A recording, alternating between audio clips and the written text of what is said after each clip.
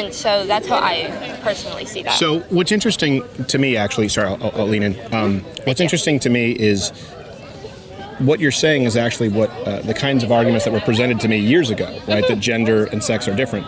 So, for example, you have, this administration, Joe Biden, referring to Rachel Levine not as our first woman four-star admiral, but first female.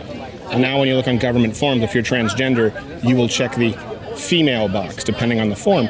So we are using them fundamentally interchangeably. And I would say the reason for that is because it was only up until very recently that sex and gender were used interchangeably. The idea that they are separate is a very modern theory. I would argue it's not rooted in reality. It started with postmodern feminism. Well, it started with French existentialism and then through postmodern feminism. And now we end up at the point where no one can agree on how many genders there are or what we should do with children who are transgender.